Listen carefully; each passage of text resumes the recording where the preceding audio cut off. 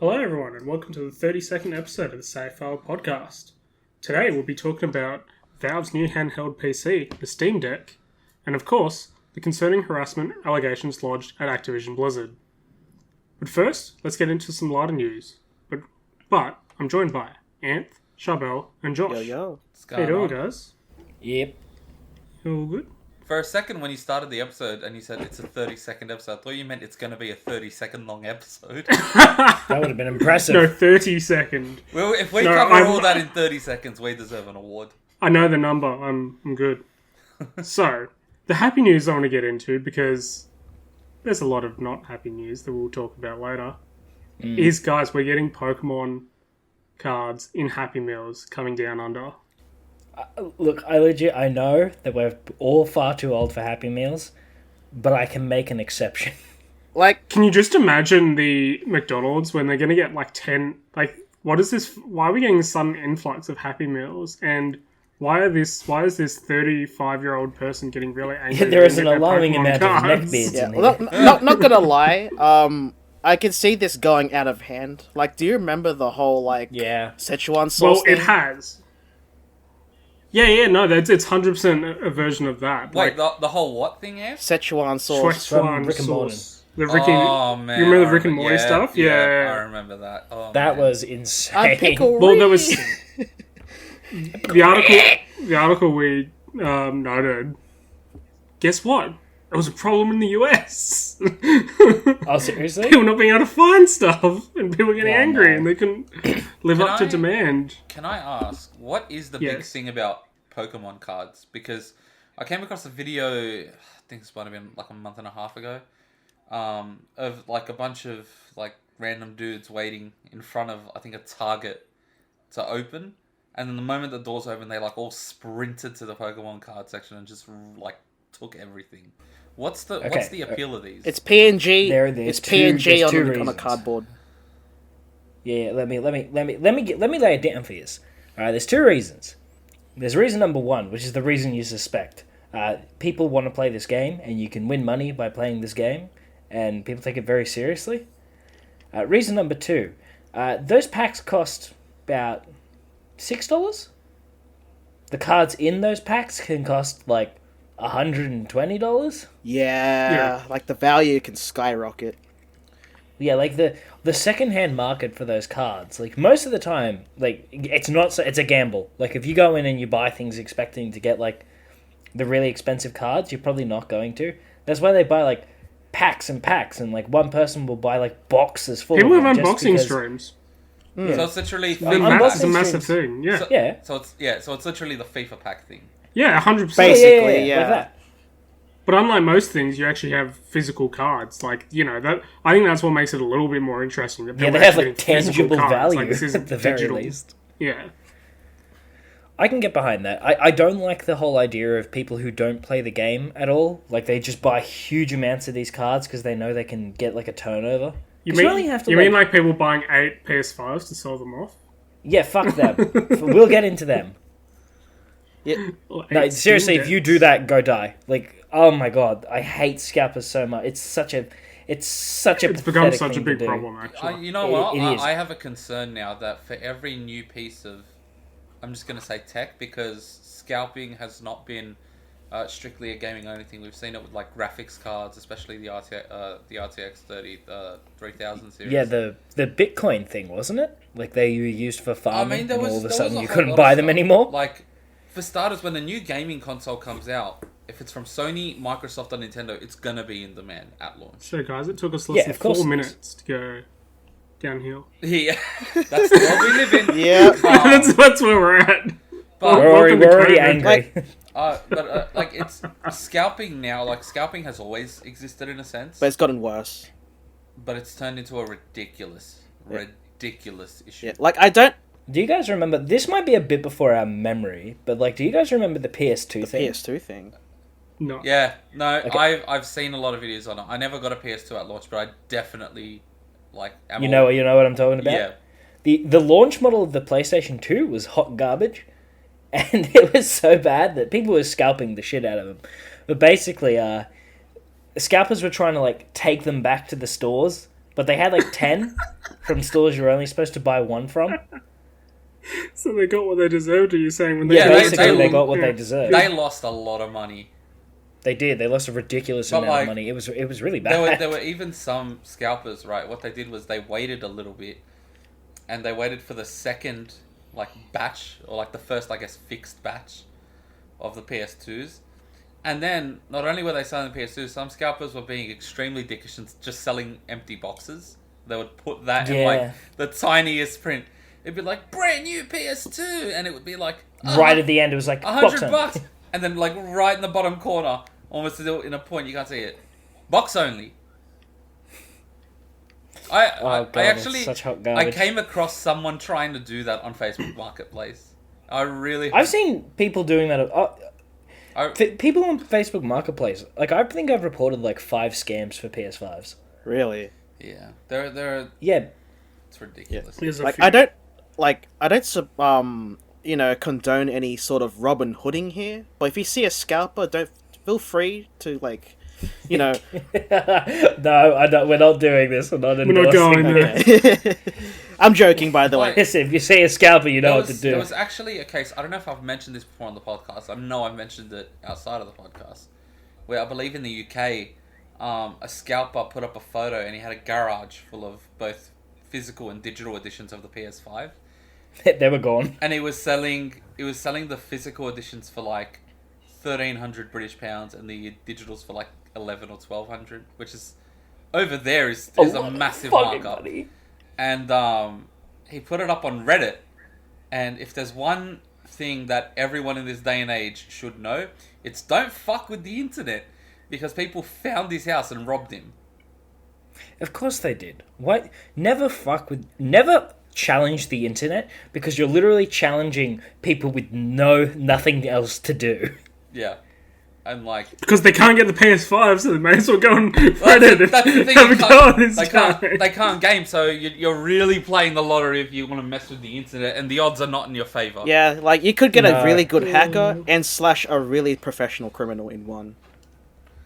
It doesn't take a professional criminal. It just takes 10 mediocre criminals. I mean, I can't remember who I pitched this to, but I said that my solution for the whole PS5 scalper thing would be, and I know people would fucking hate this, but no one would hate it more than a scalper, which is why I love it. It's a database that's shared amongst all retailers, and what it does is, the moment you put in your form of ID, so a driver's license or something, in that database, it ticks that you have a PS5 and you just can't buy it. I feel like it's a bit hard to implement, but I appreciate. Oh no, it would be difficult, but I mean, I'd rather a future where I get to give my license to someone, put my fucking number in, and then just fucking make sure no one else gets a PS5. They should make it that every time you buy a PS5, the cost you pay goes up. You bought your first double it. If you buy your first PS5 and you try to buy your second one within 5 years, you pay triple the price of the original one.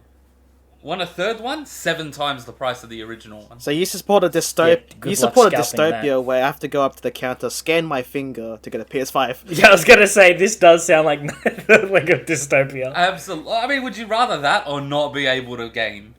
I mean, I like how your threshold for where you'll accept dystopian society is whether or not you get a PlayStation. Yeah, that's just an ultimatum at this point. God damn. Truth is stranger than fiction, boys. I like the idea of someone scalping and you're like, that's it, I have to overthrow the government, it's the only way. Yeah, you see, you miss out on the PS5 and you're like, I know now that capitalism is the enemy. Well, I mean, it's funny because I had a friend who used to work for EB. I'm not going to mention their name, and you're about to find out why. But what he would do was, whenever customers came in, and they bought whatever from EB Games, and they didn't have an EB World card because so many customers are just like, no, I don't need one. What for? And let's be real, the benefits are shit. So what would happen was, every time someone would say they don't need one or whatever, he'd scan one of our cards in, and so that's how we all got to level 4, because every time someone would buy something, we'd be scanning our cards. Hang on, by we, I didn't get involved in this. Where was my 3 points? Oh, this was... I could have sworn you were with us in this. No. In fairness, I've sort of stopped buying at EB for the case of, like, I realised that I didn't really value their membership. I was before, and then I decided that I would just start buying my stuff from JB, because I was price matching with JB anyway. I just stopped buying from EB because I hated the service I got once upon a time. Look, I know, and you've had your rants about them, I know. But, no, so, like, if you look at my EB World account, I own, like, 25 PS4s, 17 Xbox Ones, 14 Wii U's, and 12 Nintendo Switches. Seriously, if anyone ever checks that, they're going to be like, man, this guy's got, like, one hell of a fucking games room, eh? Or you're a scalper. Nah, scalping wasn't big at the time we did it, because all the consoles were out, and, they were readily available. But my favorite scalper story, there's a video of this. It's easy enough to find, but this woman, when the iPhone, I think 10 or something, came out, she walked up to the people that were camped out front of the Apple store, and she asked this guy, like the guy at the front, how much money would it take for you to give me your spot? Like, not to give me your spot, but to let me in front of you. And he goes, yeah, I'll let it for, $3,500. This is in America. So she goes, alright, no worries. So this guy's already got $3,500 and he's second in line. Alright, that's perfectly fine. Woman walks in and she goes, I would like to buy every iPhone in the store. And the person behind the counter just looks and goes, I'm sorry, but it's a one per customer policy. Suck shit. Yeah, dude, good. Get done. The best part is the news interviewed the guy that was second in line, the guy that let her first, and they're like, so how do you feel? He goes, this is great. I got my new phone. I bought every accessory for it. I had money left over. I was gonna say, he probably had money left over.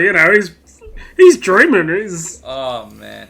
He started off the day with less money. He bought a phone and he ended the day with more money. He earned money from that. Buying a phone. How many days can you say you bought a phone and you had more money in your account by the end? Someone paid you. He might be the only person in history who's gone to an Apple store and gained money from the experience. Other than workers. Oh, man. Like, if he dropped the phone, he wouldn't even have to worry about it. He'd just go back and be like, yo. No, one per customer, True. I remember there was a video when the PS4 came out of someone at like a midnight launch for the PS4. They were like first in line. They got the PS4. They walked outside, and they just opened the box and smashed it on the ground in front of all the people that were still waiting for their PS4s. Yeah, I've seen that video, and the guy was going fucking like mad at it. Bro. But why would you do that? Like, what's the point? Just to stir people. Like, I don't know if it was like a viral stunt or some shit like that. You know what it's like these days. Everyone wants to do anything to get their fucking name out there. Yeah, like, but have you ever seen those videos where someone would like destroy their like very expensive phone, but you just watch it in disgust? Yeah, because you're just like, well, what a fucking waste. Like, what did you achieve? Yeah, that's the exact feeling you'd be feeling at that moment. Speaking of phones, and this is related to gaming, I want to ask you guys something. How many of you actually play games on your phone? A little bit. Depends if I'm really into something. Sometimes I can really play it, and I'll be doing it a lot. Other times, not so much. I'll usually play a game for a while, then I'll get over it. Put a lot of hours into Tetris. Then I'm not playing anything. So what I'm hearing is each of you, and like I have at one point, I don't really game on my phone these days, but each of us at one point have been mobile gamers, right? Yeah. Right. How many of you so play console level games, like games that big, on your phone? Once. I don't. But it was a handheld Like game what? in the past. What was it, Anf? The World Ends With You. Oh, like a Oh, yeah, there was that did have a mobile version. Yeah, it was like it was the first version I played of it. All right. Sharps, can I first point out that this sounds like you're coming in with like sponsored ad that we didn't know about? No. I guarantee you. I'm just it's not telling a you, this is sponsored ad. what it came in as Is it like. Raid Shadow? But- The Safe Hour podcast today is Is it sponsored Raid Shadow by... Legends? No, it's not Raid Shadow Legends. Not yet. But I want to say I've purchased a new phone. And it's the Asus ROG Phone 5, right? Now, And on this rock phone, you can play Raid Shadow you Legends. can play Raid Shadow Legends at up to 144 Hz. If the game supports it, I don't know. But I never really understood gaming phones. Like, when they first came out, right? The only thing I could think of was... It's very powerful. Like, they were all very powerful. They were, really high specs and everything. But I just thought, like... Why would you want a phone that's built to play games? On, like, mobile games? And as time went on...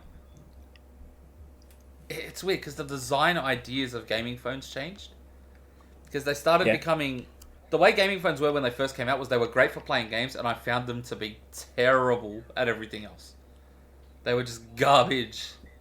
Or like, I'd say mediocre. Everyday driver phones. But I think gaming phones now are getting more and more important because we're now seeing more and more services available on mobile to play big games. 50% of the market. Yeah, I mean, it's crazy, but with Xbox's streaming service, xCloud, I don't know, I don't really want to mention Stadia because it's Stadia, but Stadia, like, more and more games now are going to be played on phones, and they're not tiny, one button tap games either now. I remember before, like, if you wanted to play a huge game on mobile, firstly it had to be released on mobile, and some of them were terrible ports. But more importantly, there were so many sacrifices to play games on mobile. Like, I don't know anyone who's finished Grand Theft Auto 3 on mobile. That game's hard enough on a console or a PC, let alone trying to do it with touch controls. But now it's getting more and more easier to play, I don't know, insert game here on your phone. And I've got to say, doesn't that just sound like the worst way to play it? It really doesn't sound great. Yeah, it sounds clunky. Like, unless the controls are, like, catered towards touchscreen. Like, And that's a big ask. Yeah. no, but like, so my idea of a mobile game, right, people are going to say I'm living in the dark ages here, but I've always thought a mobile game is a game you can play on your phone with nothing else. But now, games are like, oh yeah, you can hook up your controller. There are actual purpose-built controllers for mobile gaming. Asus, the makers of the phone I have now, have their own controller called the Kunai. Oh wait, no, not the Kunai. I can't remember the name of it, but like, they've got their own controller and it hooks onto the sides of your phone like a Nintendo Switch.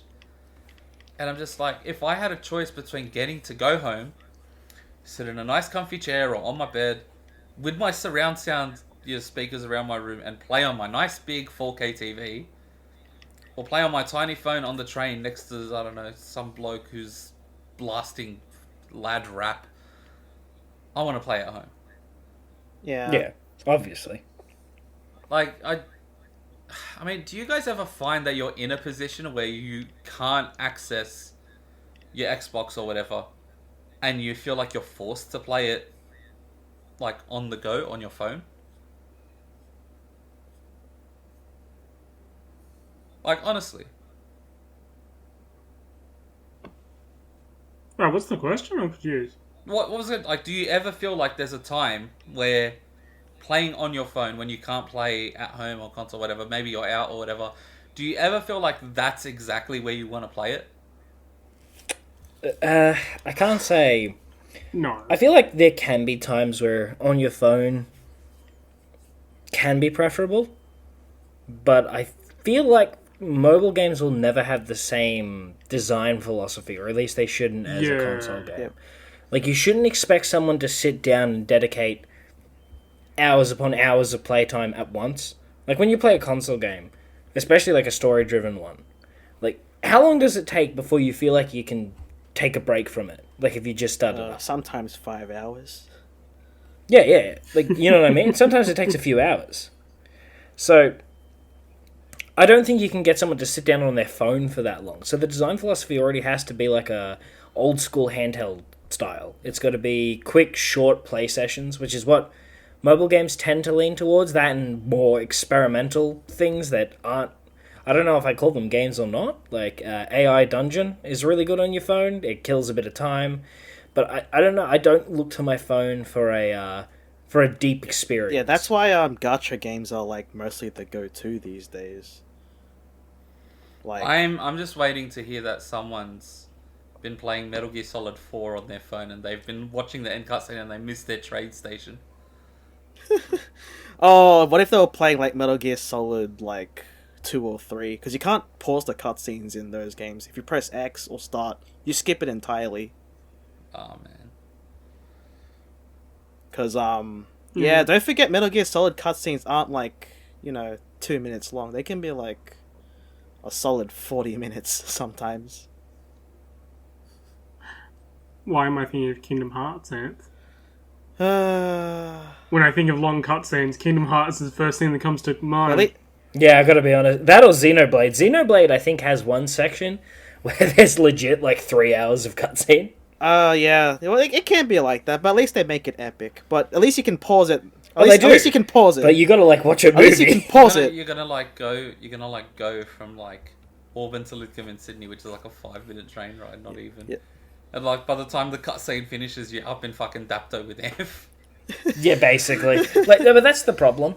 Is that I think what people expect. But everyone has been talking about phones taking over as like the majority thing for a really long time now. Like a really long time. And phones, I guess, yes, you can say phones are the most popular gaming console, if you want to call them that. If you're just looking at... But if you look at the types of games and what people are like getting from those, it's really different. Like, it's not the same thing. I'm not going to my phone and being like, oh man, I can't wait to play Elder Scrolls 6 on this. Like, that's never going to happen. No. I don't think No one's ever going to want that. I don't think phones will ever be Sure like about the gaming platform. Because No. people always, what they tend to do is they say like, look how far phones have come, and we don't know where phones will be at in 5 years. But you can make that argument for literally every gaming platform. You can make that argument for anything. Like, that's not an argument at all. Yeah. Saying, look how far we've come. Look, I think that the main gaming console will be the in-flight entertainment on Jetstar. Oh my Look God. how far it's come. I've never played a game on an aeroplane. What is it like? You ever played a game on an iPhone 3? That bad, huh? Yeah, that's basically what it is. Do you have to pay for it? Yes, you do have to pay for it. You got to pay to Wait, get it. are you telling me... At least last time I was on a flight with Jetstar. Is it at least better than the Ostar games? Or Foxtel games? It's about the same caliber. You're looking at about the same, like... We're very Australian-centric here, but it's about the same caliber. You basically just get to play chess or Minesweeper if you want something that's going to have something there, or, like, terrible Flash games. Hey, Flash games were great. I qualified it with the word terrible. Like... Yeah, so... I don't know. People need to, like, understand... I think that you can make really, really good games on the phone, but you really need to understand what works and what doesn't. Yeah. Especially, like, the average person is not going to buy a peripheral for their phone. They're just not going to do it. I don't think I could convince anyone in my life to buy a controller for their phone. I don't think I could do it. No. Doesn't the ROG phone... I think they'd have to be addicted to a game. Yeah, doesn't the ROG phone have air controls anyway? What do you mean air controls? The triggers? Yeah. Yeah, so when you're holding the phone in landscape, on the left and right side up the top, there are air triggers that you can assign. So they essentially, what they do is when you tap the air trigger, you tell it what button on the screen you're trying to press. So if you're playing, I don't know, Max Payne, and you drag a little circle down to the bullet thing, and then every time you tap the air trigger, Max will shoot, because the game will think, oh, it's tapping the shoot button. And I like, see, that I like, But the reason I like that. The reason I like it is because it's built into the phone, and I don't have to carry around extra stuff with me.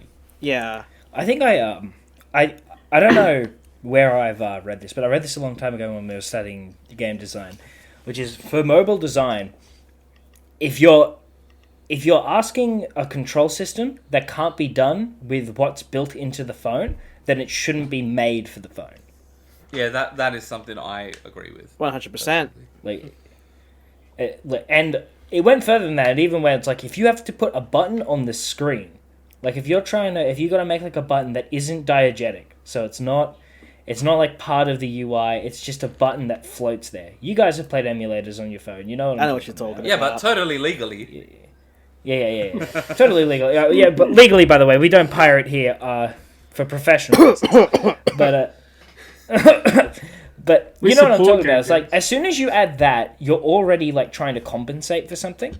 Like the design is already like, I'm trying to make something and then put it on the phone rather than make something for the phone. I think the easy way to put that is, you shouldn't have to make sacrifices just for the sake of getting it on the mobile platform. Yeah, exactly. Like we went through a phase where like a whole bunch of publishers and developers were just throwing console games on phones. Scott the Woz did a whole video on it, which was great, but it's like, when you have a game like BioShock that does a lot of environmental storytelling, heavily story driven game, and then you start saying, right now play this on your iPhone 4, it's gonna suffer and it's gonna ruin the experience. Yeah, especially it's really hard to do this environmental storytelling when I have my thumbs covering about 40% of the screen. Now, I know what Jack is thinking. Firstly, Jack, yes, you are stuck with us. Secondly, God damn it. Jack's probably questioning why the hell I'm bringing up mobile games. And it's because a new portable console has been announced. Oh, I'm going to clap you on the transition. Well done. I wasn't sure how I was going to get that. God. I was going to transition slammed at like into 20 doors minutes. I was going to transition at 20 minutes ago when we were like, "Hey, you want to know the next thing that's going to be scalped?" Yeah, no, that would have been great. That would have been a great thing because it's already been scalped. Yeah. Correct. Yeah, basically. Of course, we're talking about the Steam Deck that got announced by Valve, which Yeah, is basically a portable PC. You're going to be able to access all of your Steam library on it, and they also say you're going to be able to access pretty much the rest of the internet and everything else you would be able to do on a computer. It basically runs like an operating system. It runs like a very small computer. And everyone's up in arms at... It's almost like more advanced than a tablet, less advanced than your own laptop. And everyone's up in basically. arms about it being in-between. a Switch killer. Which it's not. It's not. It's not. It's really not. It's just not. Shut up. It's not. It would be a Switch killer if it had all the Nintendo games, but then that would defeat the point, because who made Switch? Nintendo. So they're not gonna... That's not how that works. Out of curiosity, Listen. out of curiosity, is anyone here in this podcast going to buy the Steam Deck? Okay. I'm very Here we go. interested in the Steam Deck. If I get to a point where I am able to get a Steam Deck, I would. Yeah, Anf? I'm in the same boat. Like, I have no use for it. I've got a PC that runs, like... Yeah, I can't commit to it. I'm not going to say definitively, yeah, I'm pre-ordering it, I'm getting it. But if I get to a point where I'm like, I want to buy a Steam Deck, I've got the disposable income, I'm in a good place right now, yeah, I'll do it. Like, it looks really fun. It looks like it would solve a lot of my problems, personally, with playing PC games, which I will go into. But, yeah, Anf, sorry. Oh, no, all good. No, I've basically got a PC that does just that. Like, when I game, 100% in my room. For me to go from my bed to my chair to, like, my PC takes seconds. And there's really no need for me to, like, actually play these games on the go, because I'm at home most of the time, so what's the point? I'm in the same boat, only my thing is, like, I'm like, what if I want to play that game I have on my Steam library that I've really been enjoying, but then I want to take it portable? And that's where it's like, if we just had cross-save for, like, everything that the Switch can do, my PC, I understand the Switch version will be worse. But then the Steam Deck comes along and I go, oh, that literally is all my games. Interesting. It's definitely, like... It's an interesting position to be. So I'm cautiously optimistic for it, but I also am like, I don't know if... I mean, this isn't a day one purchase for me. No. I mean, for me, it's a case of like, I can't think of a time in... Obviously, this is accounting as well for whenever COVID finishes. But like, I'm never ever in a position where I've got a spare, I don't know, hour, and I'm just like, well, I'm not home, but I really want to do a Destiny strike. It doesn't happen for me. You know what I mean? Yeah, you don't just want to do a Destiny strike. Let's be real. Yeah, let's just be honest. That's a fake very thing. bad analogy. Yeah. It's also due to the fact that like I love my Switch and I play like my Nintendo games solely for the fact that I love their games. But I wouldn't bring like my console outside of my house for the sole reason that I don't feel comfortable. No, I get you, Anf. I get you. Now, I'm going to speak from the perspective of why I'm really interested in it, and they give that give that angle. Is that my computer is not in my room, so I can't just jump and go onto my computer at any point. Sometimes I don't want to be in the computer room. Sometimes I want to be on the couch. I don't want to take up the TV. So that's why I love my Switch, is that I can just play that on the couch, and like my fiance can watch like a TV show or do something else, and like I'm not taking up that room. And just being able to like, if I'm in bed, I can, play my Steam games. And you guys know me with my fucking 500 Steam games. Yeah. Rookie numbers. I mean, everyone. Steam libraries get ridiculous. They get jacked. Holy shit. I've owned the computer for 5 months and I have like 120 games already. So yeah, exactly. Like a humble bundle is not your friend if you don't want to overblow your Steam library. No, Steam itself isn't, man. It's just like, I've got 30 things on my list. Or it feels like almost weekly I'll get a thing going, hey, that game you wishlisted 3 years ago is on sale. I get that like every week. Yeah, I get an email going, hey, that game you want is on sale. And I'm like, shut up. Also makes me reevaluate my wishlist choices when the game goes on sale the same game goes on sale like every 3 weeks. And I'm like, how are you guys going if you're putting this on sale that often? That usually means like the game is done with it. They're done with their market share. And they're like, whenever Steam has a sale, just automatically put our game on sale. Just chuck us on it. Yeah, just check that. I believe that is a thing where like they have a list of you can sign up to a list of like just whenever there's like a Steam sale, just automatically put this on sale. So I want to ask you guys, who do you think the Steam Deck's for then? Is it for people that already have a PC, or is it people that want to broach into PC gaming? Like, what are they trying to get at? I think it's the latter. I think it's for people who already have a PC. Really?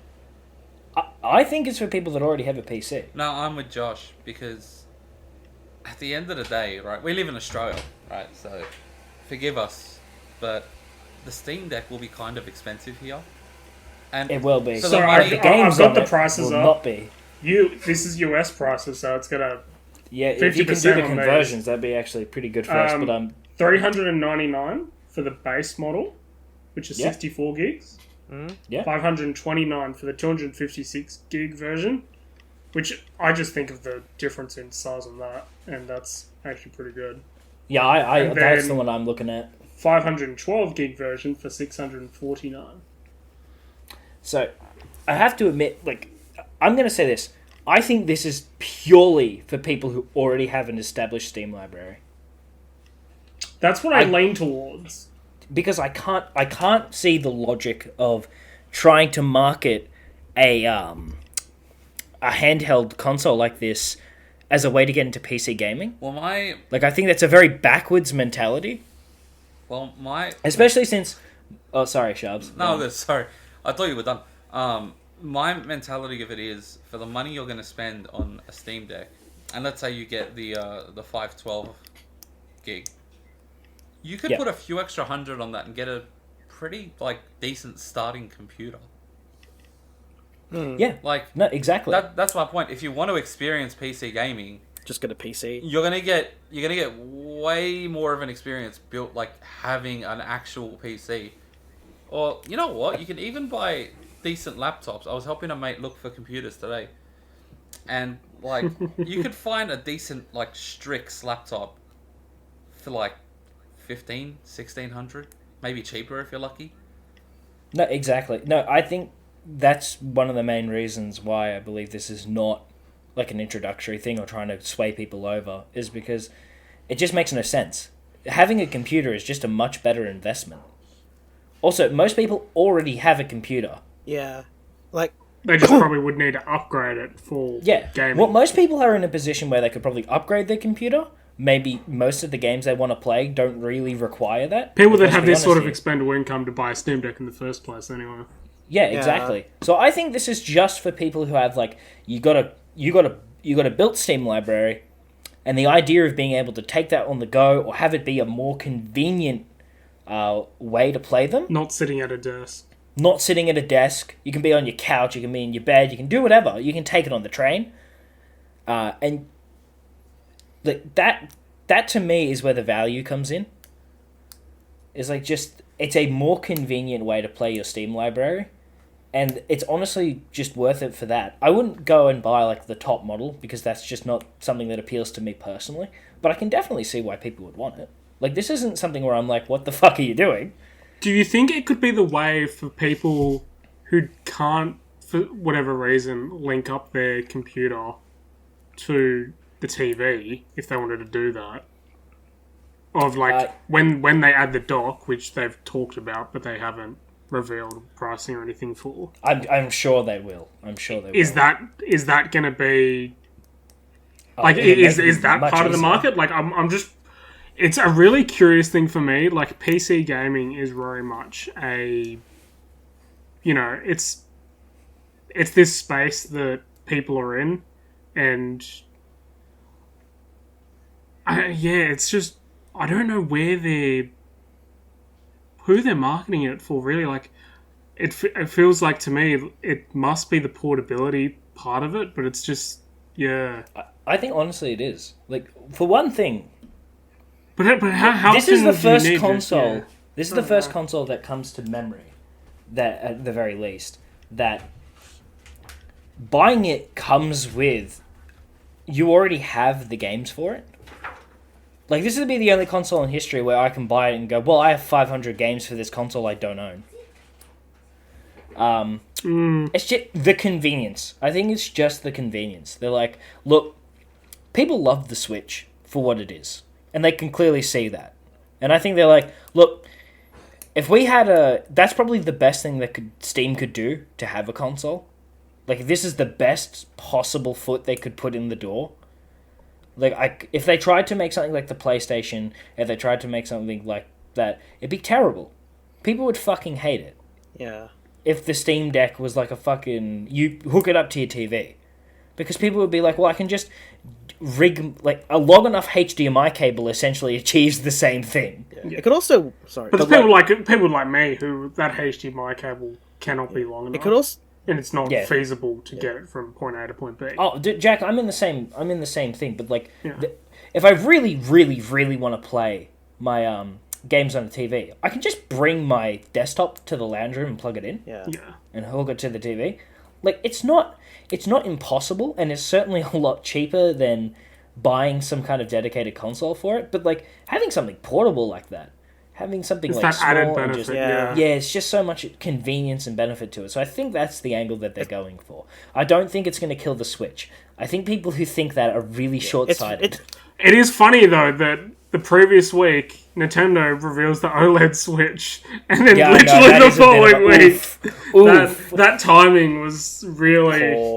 I'm guessing that's one of those, that's got to be one of those weird, like, holy shit coincidences. The Steam Deck people were probably like, oh my god, yes! And, like, to be honest, the Switch OLED, I'm not impressed.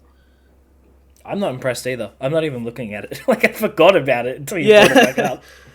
But when it comes to, like, the Steam Deck, it can also be for people who want to experience, like, a Switch-like experience, but they just don't like the Switch's exclusives. Yeah, very true. Because you got...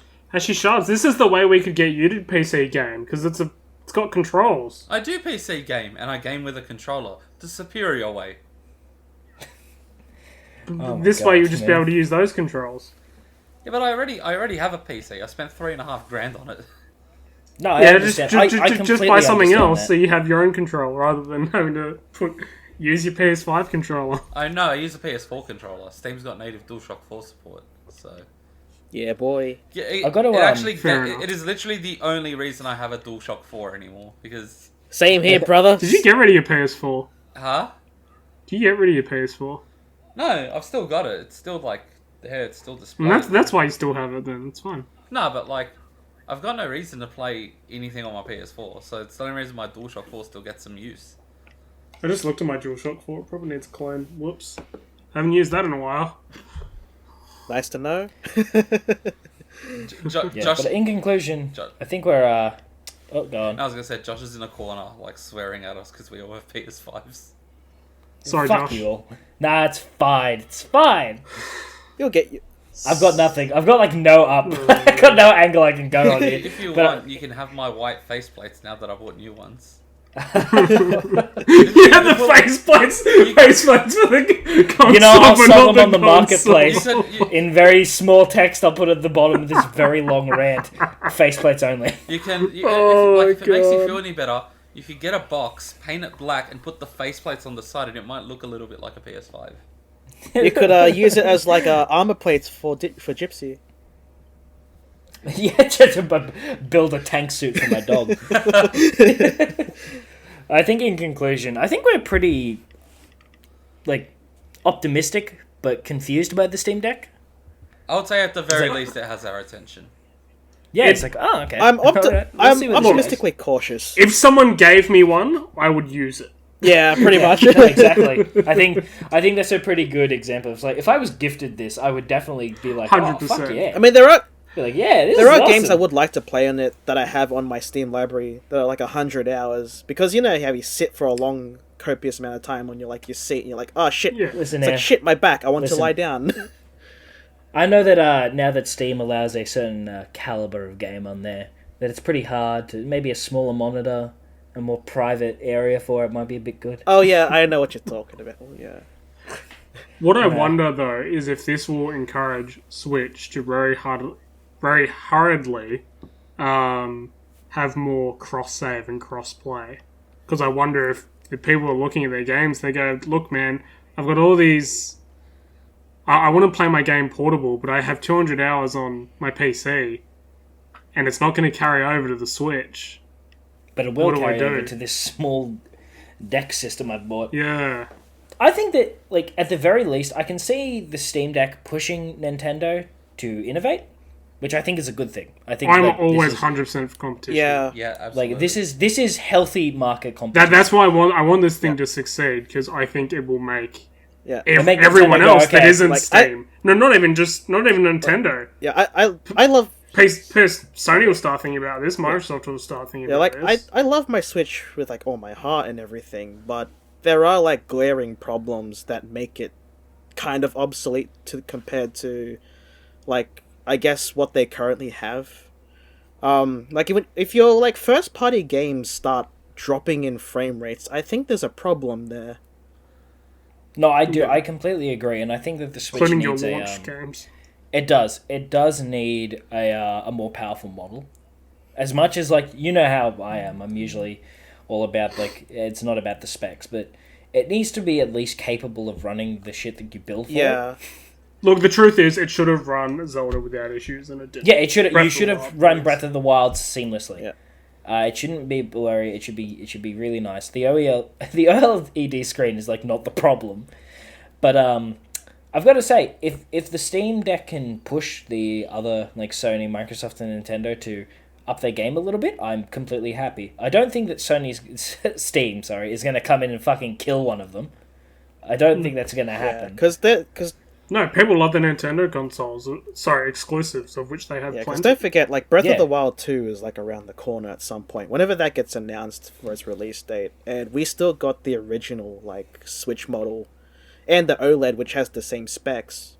Don't forget, Breath of the Wild drops like shit. Like the fucking frame rate in Breath of the Wild original, and Yeah, it can be a problem. and yeah. Age of Calamity. That it's a nightmare there. Like the whole game is just 15 FPS central. I think in conclusion, look, I love the Switch. It's my favorite console that ever. But it does have problems, and I wish they would bring out a Pro model. I was excited for what the OLED was because I thought it was going to be a higher spec Switch, and I was ready fully to get a new one. But it just there's no benefit to it. No, just a better screen. I mean, to be honest, no one needs that. The screen's good enough. The Switch's screen was not the problem. It was fine. It's the inside of the Switch, not the outside. Listen, I've never sat there, looked at my Switch and went, man, if only it had a slightly more high definition screen. There are many things that I wanted before a better screen. Yeah, many things. And not just Breath of the Wild is 2 is coming out. You got Pokemon Legends, which in the trailers it chugged. I know. And I'm oh. Yeah, even in the trailers, yeah. I'm thinking it's oh, I know, I really want it to be good. I really want it to be good. Please pull the finger out. Not something you should be showcasing. No, that speaks to me of a production schedule that's getting fucked. Yeah. I'm still excited for it, but man, I'm scared for it. Yeah, I am. Anyway, I am going to move us on. Alright. Let's talk about the... Okay. There were some allegations, a lawsuit involving allegations was launched against Blizzard from California work department. And basically it goes through a myriad of things of female harassment, employees basically not feeling like they're valued, employees not being paid, not paid fairly, employees getting shafted, essentially. All allegations at the moment, but there has been lots of response from employees internally, former employees, and a lot of people are like, this should not have taken this long. No, it absolutely should not have taken this long for this to come out. And I'm not blaming anyone involved in the situation. I'm not blaming anyone who had to deal with this. But the fact that they got away with it for this long is just astounding. Yeah. When I read the court notes from what has occurred within what was occurred in the company, I puked a little bit, in my mouth. Yeah, some of the things in the lawsuit, just the details, they're graphic and disturbing, and don't know if it's worth it. I think it's worth us retreading any of them, but they are available for people to go and look for, but they're pretty extreme. And if even half of them or a quarter of them are true, it paints Blizzard in a very bad light. Viewers Can I just say something? Which is, yeah, go ahead. This is not something that's been exclusive to Blizzard. No. There are many accounts of this coming out at many other studios. Big studios. Yeah. There are people. I actually saw a tweet from a game developer who said that they'd worked at 5 studios in the last 10 years. Think of that, every 2 years moving your workplace. Yeah, that's... And she specified it was because those places were terrible places to work. I think the game industry has gotten away with so much, it's ridiculous. There are people who have left the industry because of the state that it's in. Not because they don't want to be game developers or anything like that, but because of the level of abuse that goes on at so many studios. And especially when you're a big studio like Blizzard, another studio that's faced a lot of allegations about its workplace itself is Ubisoft. Yeah. When you're a student and you're studying game design, and me, Anf and Josh have been there, when you get a chance to walk into a studio and work on a game, it's a shot you take. And I think people that go into a studio for the first time don't really know what they're getting into. And that's understandable. But the fact that certain companies have gotten away with doing this stuff for so long is ridiculous. I think it paints Blizzard as one of the... I don't know if they're the biggest company in the industry, but they're certainly one of the ones that people think of. And it paints them in a very bad light, and it's not a good reflection of the industry. Yeah. Whatsoever. And especially when since it's happened at a fairly high level from the people named in the lawsuit. We're seeing more and more. I guess. And it keeps being high level people. More and more of a shift from fans towards actually liking not just games but particular studios. Yeah. Blizzard was a studio that had a lot of goodwill, and it did. It was held up as like a standard of a great workplace and what video game companies can be. Yeah, and it's funny because even after they went under Activision, there were still people that were like, "Yeah, no, Blizzard is where I want to be. Blizzard is where I want to work. Blizzard are the gold standard." I remember when we were studying, we were all like, "Oh man, if we could only work at Blizzard." Yeah. Yeah, like it was. We didn't even particularly care about their games. It was like we were just all like, "Oh my god!" I was going to say, none of you guys are particular. Like, it's not like you're a WoW fan from way back, or Warcraft fan from way back. You just appreciate and know the influence their games have had. Yeah, exactly. The only Blizzard game I ever really got into was Overwatch, and yeah, I probably got into it more than anyone else in the group, and it was like. To work for a studio that had that kind of name is something that I can imagine makes a lot of people go, holy shit, I hope I land a job there. And like the thing I'm thinking about is how many people went into Blizzard and other studios, bright-eyed with, rose-tinted glasses and thought, I'm going to work hard and I'm going to, do well, and then ended up with that all shattered in front of them. It really does break my heart when studios just, do this sort of shit, because don't forget, you got back when we all started off being being aspiring game designers, we all looked at the industry thinking, this is a fairy tale job, this is like the dream, and then you're smack bang with horrible realities that just turns you away from that sort of dream. Oh no, I can definitely see how a lot of people, especially women, can get turned away from wanting to work in this industry from just the shit that you hear. This is just not it's not acceptable even slightly in any circumstance. Yeah.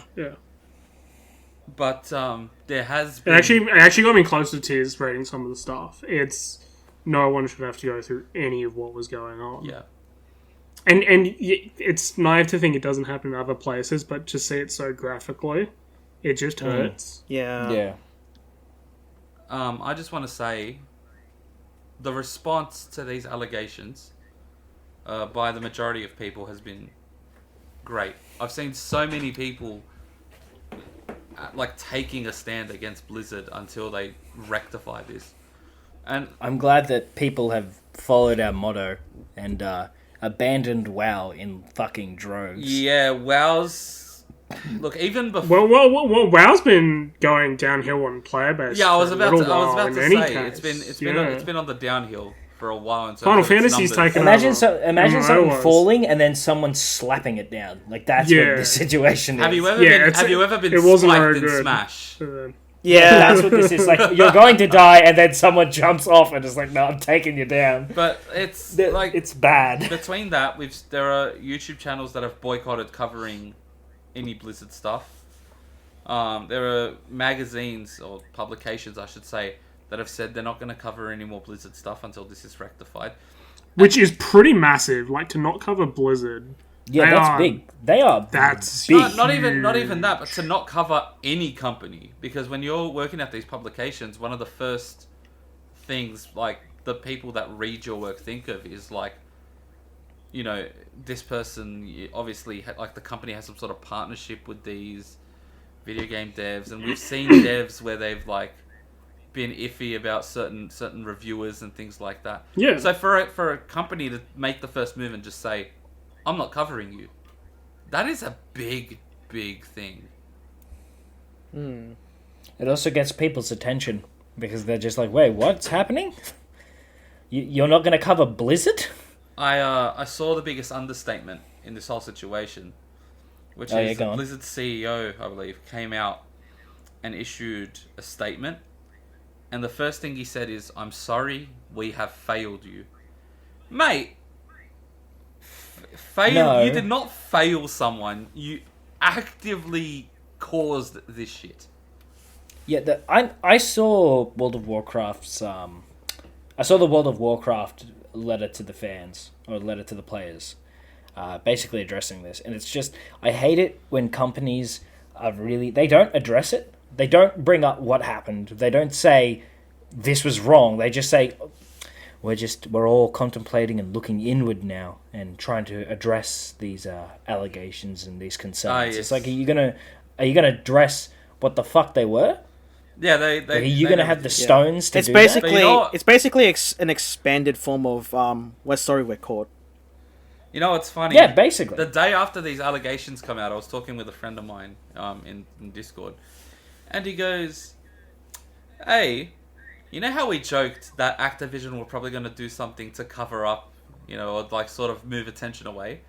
Activision announced a massive Crash Bandicoot sale.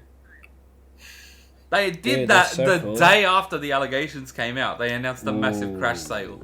Which is interesting because there's been other reports of them stating that basically they're not, reports behind the scenes from staff that, we've been told not to be like posting stuff or tweeting out stuff like on their own social accounts and stuff. Yeah, and So it's sort of like they're being a little bit cagey, but also like announcing a sale like that's a bit.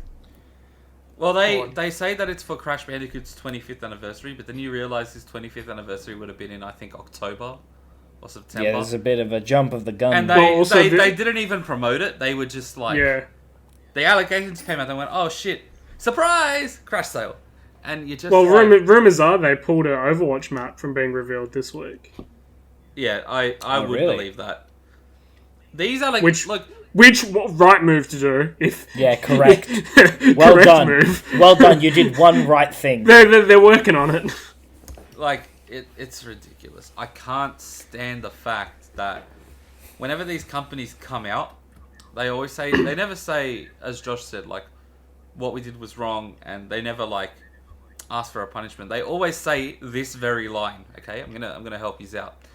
They always say, "We hope you can forgive us." Yeah. They say that. I feel like I've read Every this. time. It's a And cliche at this point. No, it's just Yeah. like they never address. It feels so hollow because it's like, okay, you haven't told me what you did in the first place, and that's the first step to fucking apologizing to any human being And bear in is mind, to admit to what you did. when you read a lot of the allegations, one recurring theme that kept popping up is that Blizzard actively covered up the shit that was going on.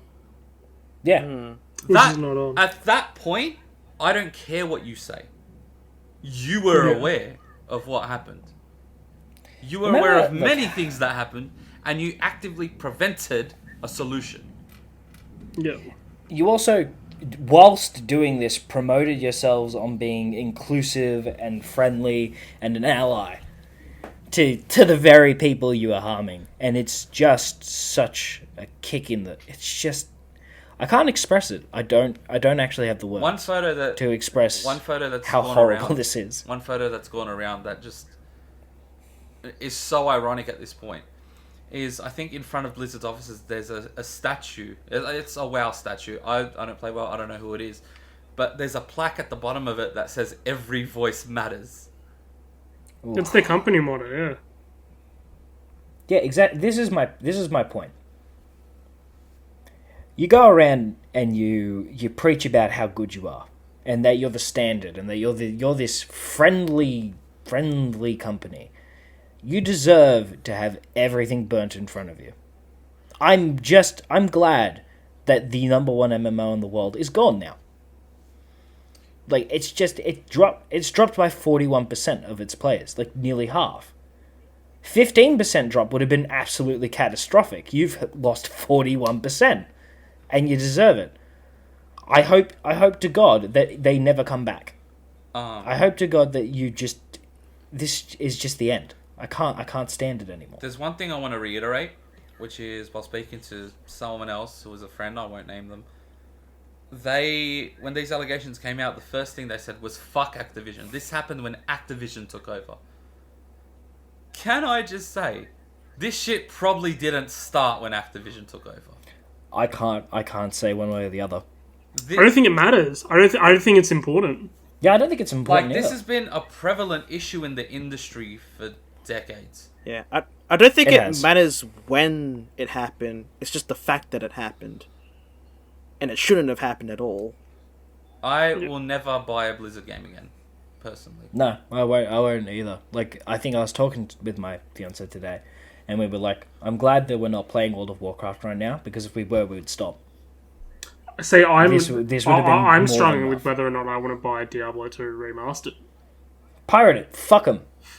Look, I'm just like, man, I was really looking forward to that game, and now I'm like, can I give this company my money? And that's going to be a really hard conversation I'm going to have with myself internally, and I'm not going to feel right about buying it if I buy it, and, you know, that's, yeah. They speak with your wallet, man. And if you really want to play the game and you don't want to give them money, fuck them.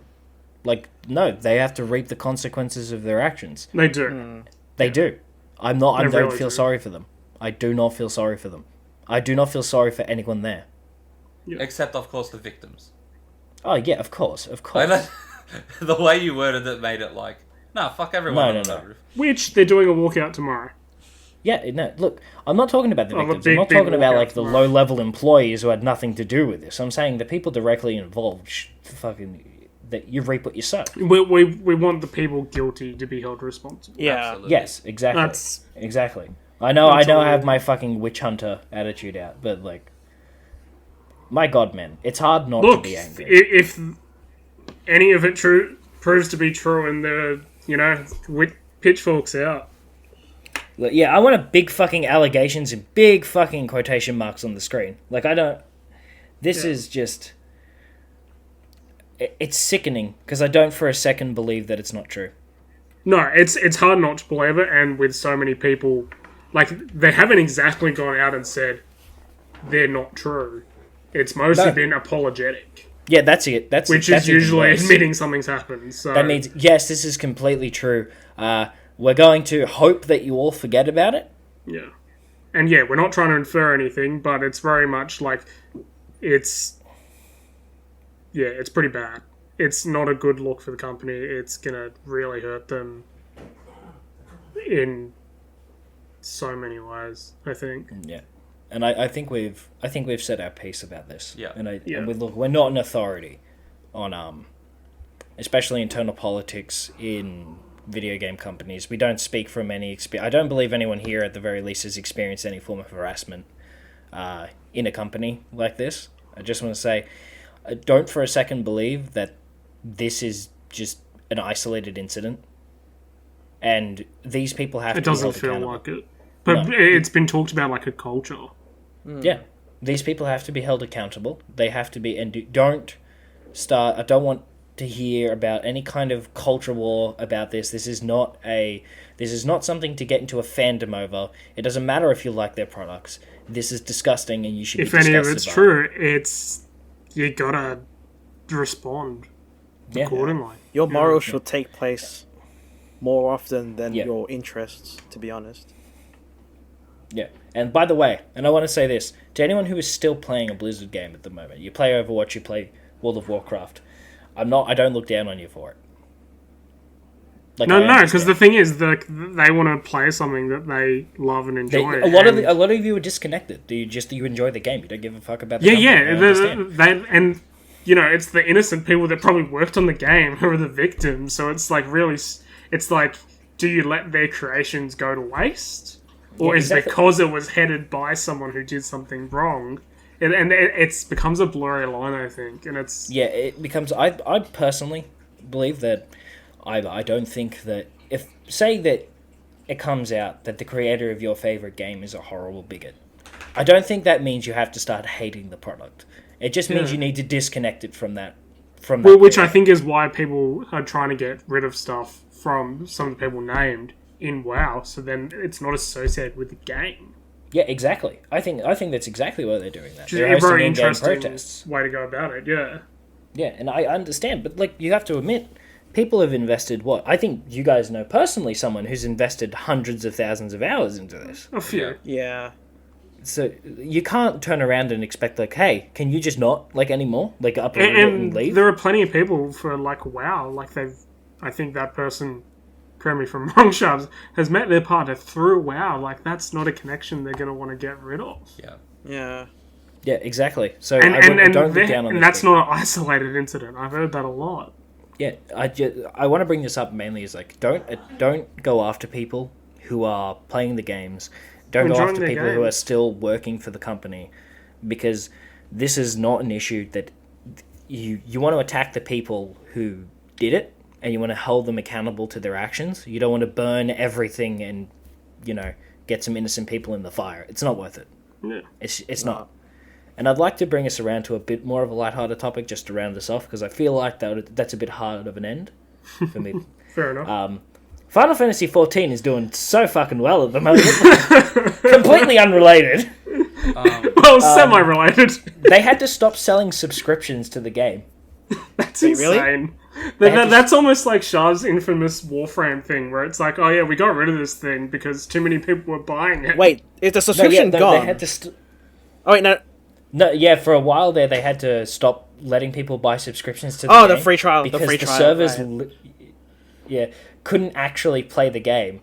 And even they just did like an emergency maintenance to make it so all the servers can hold like 100 more hundreds of more people, and I still have a queue every time I try to get into the game. Yeah, it's nuts. Like, I think there was like a time where there was like 600 people in like the queue, and Yeah, no, it's ridiculous. Like Final Fantasy XIV has taken off. Like, holy shit. Shah's, Wait a minute, sorry, wait a not minute, wait a Shah's. minute, wait a minute, wait a Anf, minute. was that even at a launch? Was that at the launch of something, or was that just to get in the game? No, it's just yeah, to get into like Jeez. No, but I'm saying, like, if it was a new DLC or something came out, I'd understand it. But, like, let's just even get in the game The new on, like, any DLC other day of the week. isn't due for like months. Jeez. Like, it's not out yet. This was just from people coming in. Like, the inflood of people was so massive that part of Square Enix was like, oh shit, we have to upgrade everything. And then Guys, yeah. we there was also one topic that we forgot to cover. It was a surprise topic, but I think it's a fairly important one to bring up. So I'm going to run through it quickly. Okay. Alright, go on. The digital edition of the PS5 is now lighter and has a new screw. Oh, man. That's screwed up. Get out. And for the last time joining us, that was Anf. How many times can we threaten that in a podcast? When will people start caring? I don't know. I don't think... can we get the Anf fans? Anyone an Anf fan? Alright. That hurt. God. My feelings You want to are wrap hurt. us up? I'm sorry. Anf. My ego We don't bruised. mean My that. feelings hurt. The drip on point. All right. So this has been the Save File Podcast. Yeah. Episode 32. Yes, I remember the number. Signing off. Signing off. Signing off. Signing off.